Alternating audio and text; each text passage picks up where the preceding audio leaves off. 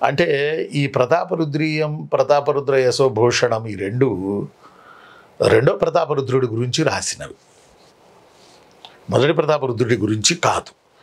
చూడండి, కాకతీయుల కాలంలో పేరుగాంచిన గొప్ప గ్రంథం ప్రతాపరుద్ర యశోభూషణం. దీన్ని విద్యానాథుడు రాశాడు. కాకతీయ చివరి రాజైన రెండో ప్రతాపరుద్రుడి ఆస్థానంలో ఇతను ఉండేవాడు. ఇతను విద్యానాథుడు అని మీరు గుర్తుపెట్టుకోండి. విద్యానాథుడు 2 బుక్స్ రాశాడు. రెండో ప్రతాపరుద్రుడు బలహీనుడైన మావాడు గొప్పాడు అని 2 బుక్స్ రాశాడు విద్యానాథుడు. ఒక బుక్ ఏమో ప్రతాపరుద్రీయం రాసుకోవాలి. రెండో బుక్ ఏమో ప్రతాపరుద్ర యశో అంటే పొగడ్డం, యశోభూషణం. యశో అంటే యశస్సు. 1 ప్రతాపరుద్రీయం, 2 ప్రతాపరుద్ర యశోభూషణం. ప్రతాపరుద్ర యశోభూషణం ఈ 2 రాశాడు.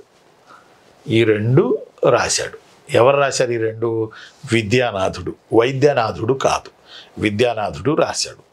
మీరు తెలుగు ఇంగ్లీష్ వర్షన్ ఇచ్చినప్పుడు ఇంగ్లీష్ వర్షనే చూసుకోవాలి. ఈ మధ్యలో గూగుల్ ఎట్ చేస్తున్నారు ట్రాన్స్లేషన్ చేయడానికి. అప్పుడు మనుషులు చేసేవాళ్ళు.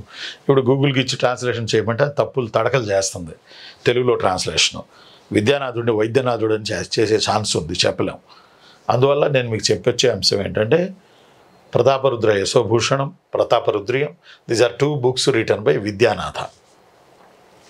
Vidyanatha court poet of 2nd Prataparudra, not Rudradeva, not first Prataparudra. ఈ పాయింట్ మీరు గమనిస్తారని నేను 100% ఆశిస్తున్నాను. ఓకేనా? సరే, ఇదొకటి ఇంపార్టెంట్ కాకతీయుల్లో.